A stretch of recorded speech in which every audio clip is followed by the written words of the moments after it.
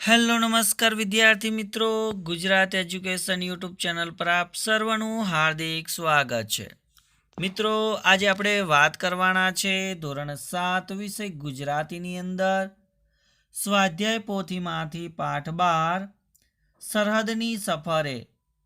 પ્રવાસ લેખ છે ડૉક્ટર પૂર્ણિમા ભાડેસિયાએ લખેલો છે. તો તેનું સંપૂર્ણ સોલ્યુશન આપણે નિહાળવાના છે. તો આ વિડીયોને તમે અંત સુધી જોવાનું ભૂલતા નહીં. ચેનલ ઉપર જો પ્રથમ વખત આવેલા હો તો ચેનલને સબસ્ક્રાઇબ કરી દેજો અને આ વિડીયોને તમારા અન્ય મિત્રો સુધી શેર કરી દેજો. તો પ્રશ્ન એક છે કે ભાઈ વિકલ્પોમાંથી આપણે સાચો વિકલ્પ પસંદ કરવાનો છે અને પછી એનો જવાબ લખવાનો છે. જેમ કે પહેલો પ્રશ્ન છે કે અરુણાચલ રાજ્ય ભારતની, તો ઓપ્શન બી આવશે કે ભાઈ પૂર્વ દિશાએ આવેલું છે. બીજો પ્રશ્ન કે મોડા પડેલા સરવણજી કયા ગામના વતની છે? તો બ વિકલ્પ સાચો છે કે પાટણ જિલ્લાના ચલવાડા ગામના તેઓ વતની છે. ત્રીજો પ્રશ્ન છે કે તવાંગ યાત્રા દર વર્ષે કયા માસમાં યોજાય છે? તો એ આવશે નવેમ્બરમાં. ચોથું છે કે અરુણાચલ પ્રદેશનું પ્રવેશદ્વાર એટલે આ સ્થળ, તો એની અંદર આવશે ભાલુકપોંગ. 51 શક્તિપીઠોમાંનું એક કામાખ્યા દેવીનું મંદિર ક્યાં આવેલું છે? તો એ આવશે ગુવાહાટીમાં આવેલું છે. ત્યારબાદ પ્રશ્ન 2 છે જેની અંદર આપણે કૌંસમાં આપેલા શબ્દોનો ઉપયોગ કરી ખાલી જગ્યા પૂરવાની છે. જેમ કે તવાંગ યાત્રાની શરૂઆત ખાલી જગ્યા શહેરથી થાય છે, તો એ આવશે ગુવાહાટી. બીજું, ઓખાના પિતા બાનાસુરનું નગર એટલે ખાલી જગ્યા, તો એ આવશે તેજપુર. ખાલી જગ્યા શહેરથી દૂર એક ચટ્ટાન પર દલાઈ લામાના પદચિહ્નો છે, તો એ આવશે તવાંગ. ગુજરાતના પાટણ વિસ્તારનું ખાલી જગ્યા નૃત્ય પ્રચલિત છે, તો એ આવશે પઢાર. શ્રી કૃષ્ણના પૌત્ર ખાલી જગ્યા ઓખા સાથે લગ્ન કર્યા હતા, તો એ આવશે અનિરુદ્ધે. પ્રશ્ન 3 છે કે વાક્ય ખરા છે કે ખોટા તે જણાવવાનું છે. પહેલું છે કે ભારતમાં કુલ 151 શક્તિપીઠો છે, તો આ વિધાન ખોટું છે. બીજું, અગ્નિગઢ મંદિર અસમના તેજપુરમાં આવેલું છે, તો આ વિધાન સાચું છે. ત્રીજું, જોગિંદર બાબાને ભારત સરકારે મરણોત્તર પરમવીર ચક્ર એનાયત કર્યો છે, તો આ વિધાન સાચું છે. ચોથું વિધાન છે કે દર વર્ષે તવાંગ યાત્રા ગુવાહાટીથી તવાંગ શહેર સુધી યોજાય છે, તો આ વિધાન સાચું છે. પાંચમું છે કે તવાંગ યાત્રા માત્ર રાષ્ટ્રીય મહત્વ ધરાવતી યાત્રા છે, તો આ વિધાન ખોટું છે. પ્રશ્ન 4 છે કે નીચેના જોડકા યોગ્ય રીતે જોડો. જેમ કે સુરત, તો એની અંદર જે ફેમસ છે પ્રખ્યાત છે એ છે ઘારી.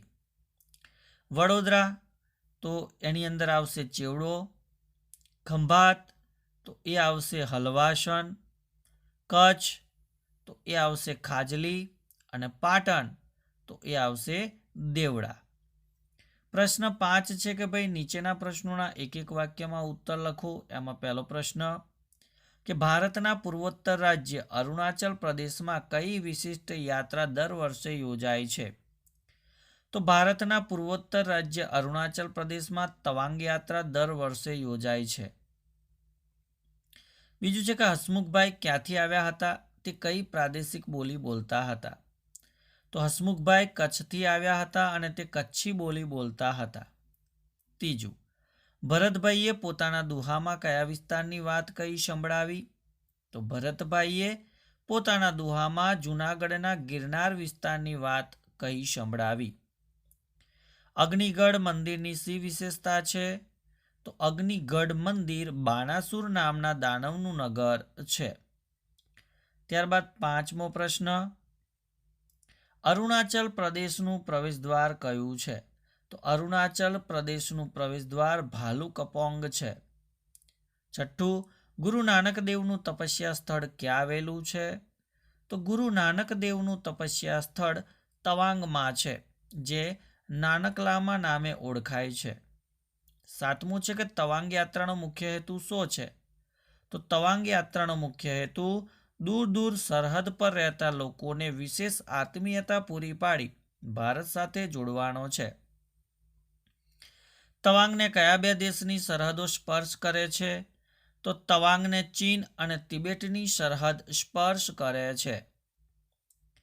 ત્યારબાદ 9મો પ્રશ્ન છે કે સરવણજી ક્યાંના વતની છે? તો સરવણજી પાટણ જિલ્લાના ચલવાડાના વતની છે. જસવંતગઢમાં કોનું સ્મૃતિ મંદિર બનાવ્યું છે? તો જસવંતગઢમાં જસવંતસિંહ નામના એક સૈનિકનું સ્મૃતિ મંદિર બનાવ્યું છે. છઠ્ઠા દલાઈ લામાના પદચિહ્નો ક્યાં છે? તો તવાંગથી દૂર એક ચટ્ટાન પર છઠ્ઠા દલાઈ લામાના પદચિહ્નો જોવા મળે છે. પ્રશ્ન 6 કે નીચેના પ્રશ્નોના 2-3 વાક્યમાં ઉત્તર લખવાના કે ભાઈ શહીદ કોને કહેવાય? તો ધર્મયુદ્ધ, સ્વાતંત્ર્ય સંગ્રામ, રાષ્ટ્રની સુરક્ષાના અર્થે પોતાના પ્રાણની આહુતિ આપનારને શહીદ કહે છે.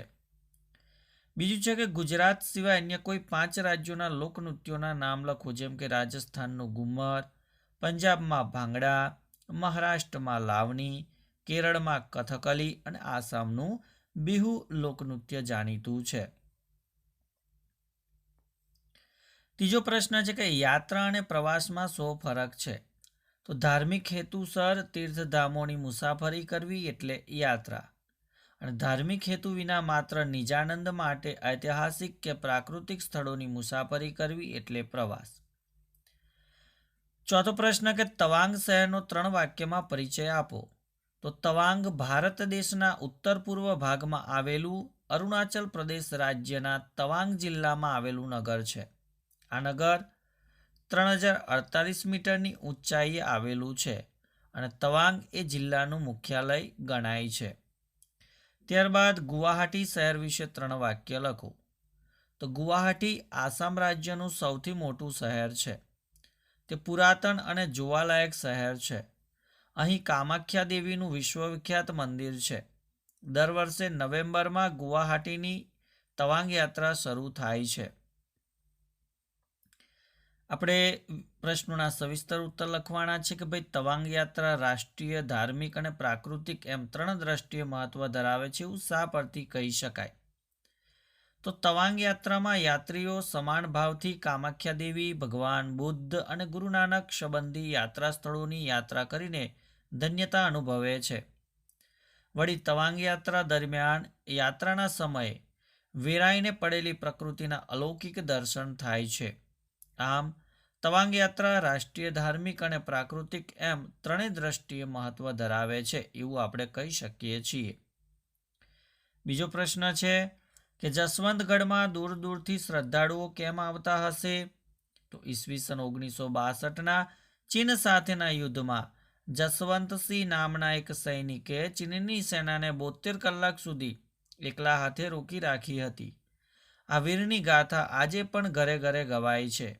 આમ તેમના સ્મૃતિ મંદિરમાં વીર પુરુષના દર્શન કરવા દૂર દૂરથી શ્રદ્ધાળુઓ જસવંતગઢમાં આવે છે. હવે આપણે સમાનાર્થી શબ્દ જોઈશું, જેમ કે પંચાદ તો ભાંજગઢ, પંજીકરણ તો નોંધણી, ગરવું તો ગૌરવશાળી, અનેરી તો અનન્ય, પ્રવાસ તો મુસાફરી, આસપાસ તો આજુબાજુ, નગર તો શહેર, યુદ્ધ તો લડાઈ, હેતુ તો આશય અને વરિષ્ઠ તો સર્વોત્તમ. આ પ્રમાણે સમાનાર્થી શબ્દ થશે. હવે વિરોધાર્થી શબ્દ જોઈએ તો સ્વતંત્ર એનું વિરોધી થશે પરતંત્ર, અગવડનું વિરોધી સગવડ, સંમત એનું વિરોધી અસંમત, બંધનું વિરોધી ખુલ્લું, સાંજનું વિરોધી સવાર, કુદરતી એનું વિરોધી બનાવટી અથવા તો કૃત્રિમ. અહીંયા પ્રદર્શિત, વરિષ્ઠ, રાષ્ટ્રીય, વિશિષ્ટ, સ્વૈચ્છિક અને શક્તિપીઠ એ પ્રમાણે આપણે જોડણી સુધારીને લખવાની છે. ત્યારબાદ શબ્દ સમૂહ માટે એક એક શબ્દ કે સાધુનો આશ્રમ એને મઠ કહેવાય, પ્રવેશ માટેનું દ્વાર તો પ્રવેશ દ્વાર, રહેવા માટેનું સ્થાન તો નિવાસ સ્થાન, પગલાંની છાપ તો પદચિહ્ન, મરણ પછીનું તો મરણોત્તર, પોતાની ઈચ્છા પ્રમાણેનું તો સ્વૈચ્છિક, અને કોઈ સત્કર્મ માટે પોતાના પ્રાણની આહુતિ આપનાર તો એને શહીદ તરીકે ઓળખવામાં આવશે. અહીંયા રૂઢિપ્રયોગનો અર્થ આપી વાક્યમાં પ્રયોગ કરવાનો છે, જેમ કે જીવમાં જીવ આવવું એટલે કે શાંતિ થવી. વાક્ય છે કે મોડી રાત્રે દીકરો ઘેર આવ્યો તે જોઈને માતાના જીવમાં જીવ આવ્યો. બીજું તડાકા મારવા એટલે કે ગપશપ કરવી. વાક્ય છે કે ચાલુ કોલેજે કેટલાક કોલેજનો બહાર બેસી તડાકા મારતા હોય છે. ત્રીજું, તાપસી પૂરવી એટલે કે ચાલતી વાતમાં હાજીઓ પૂરવો. વાક્ય છે કે દરબારમાં બેઠેલા દરબારીઓ રાજાની દરેક વાતમાં તાપસી પૂરતા હોય છે. ચોથું છે કે રાજીના રેડ થઈ જવું એટલે કે ખૂબ જ ખુશ થવું. દોડની સ્પર્ધામાં દીકરાને પ્રથમ ઇનામ મળતા મા બાપ રાજીના રેડ થઈ ગયા. અહીંયા આપણે શબ્દોના માન્ય ભાષામાં અર્થ લખવાના, જેમ કે કચ્છી બોલીની અંદર બોલાય તો એ આવશે બે. પટ્ટણી બોલીની અંદર દન તો દિવસ, સુરતીની અંદર ટમે એટલે તમે, અને સોરઠીમાં ઘામ એટલે કે બફારો થશે. આગળ ઉદાહરણ મુજબ આપણે શબ્દો લખવાના, જેમ કે યાત્રા તો યાત્રાળુ, શ્રદ્ધા તો શ્રદ્ધાળુ, દયા તો દયાળુ, માયા તો માયાળુ, કૃપા તો કૃપાળુ, ઈર્ષ્યા તો ઈર્ષ્યાળુ, અને આસ્થા તો આસ્થાળુ. એ પ્રમાણે આપણે લખવાનું છે. 15મું છે કે શબ્દ પાછળ યાત્રા શબ્દ આવતો હોય તેવા શબ્દ શોધીને લખવાના અને એક વાક્ય બનાવવાનું, જેમ કે તીર્થનું તીર્થયાત્રા. વાક્ય છે કે મારા દાદા 4 ધામની તીર્થયાત્રા કરવા ગયા છે, તો શોભાનું બનશે શોભાયાત્રા. વાક્ય છે કે સિદ્ધરાજ જયસિંહે સિદ્ધહેમ શબ્દાનુશાસન ગ્રંથની શોભાયાત્રા કાઢી. ધર્મ તો કે ધર્મયાત્રા. 4 ધામની યાત્રા એટલે હિન્દુ ધર્મની પવિત્ર ધર્મયાત્રા. જેલ તો જેલયાત્રા. ગાંધીજીને અનેકવાર જેલયાત્રા કરવી પડેલી. અવકાશ તો અવકાશયાત્રા, કે અવકાશ યાત્રા કરવી એ મારું બાળપણનું સ્વપ્ન છે. તો વિદ્યાર્થી મિત્રો, ધોરણ 7 ગુજરાતી વિષયની અંદર ચેપ્ટર 12 સ્વાધ્યાય પોથીનું સંપૂર્ણ સોલ્યુશન આપણે નિહાળ્યું. તો વિડીયો તમને ચોક્કસથી ગમ્યો હશે. તો વિડીયોને લાઇક કરી દેજો, શેર કરી દેજો અને ચેનલને સબસ્ક્રાઈબ કરી દેજો. Thank you. આભાર.